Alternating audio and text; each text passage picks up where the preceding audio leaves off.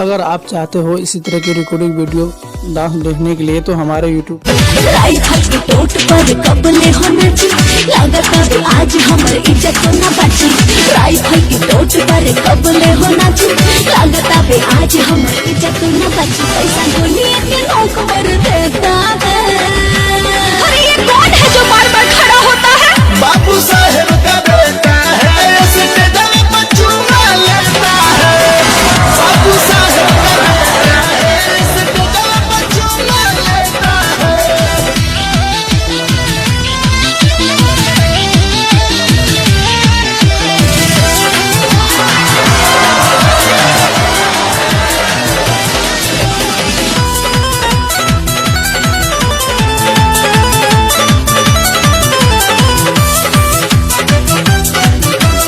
आप सुन रहे हैं सिंगर भीमलाल यादव को। चढ़ली जवानिया के रोस लागे गाड़ी, बचबू न जाल जान माथिया उतारी। चढ़ली जवानिया के रोस लागे गाड़ी। बचबू न जाल जान माथिया उतारी। इतना समय नसाई भर पेटा है। ओहो, अभी ये कौन है? सिंह जी का बेटा है, सूद समेत सब लेता है। सिंह जी का बेटा है, सूद समेत सब लेता है।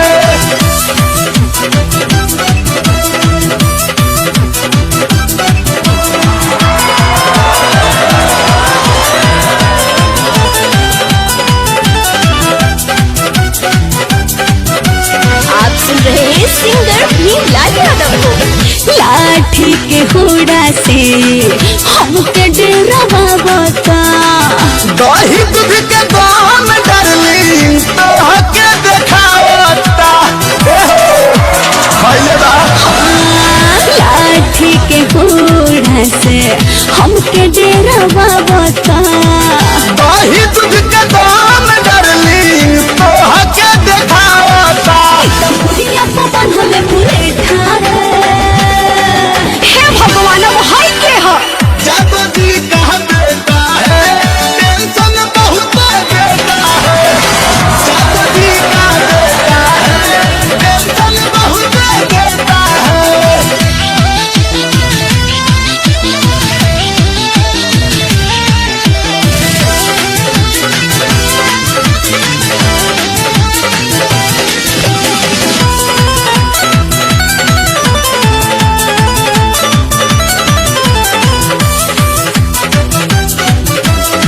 गीतकार शैलेश राज यादव। शैलेश राज रहन बाटे बड़ा बाउर। भीमावत बीनी तहरा चोलिया में चाउर। अरे का बुझलू? शैलेश राज रहन बाटे बड़ा बाउर। भीमावत बीनी तहरा चोलिया में चाउर।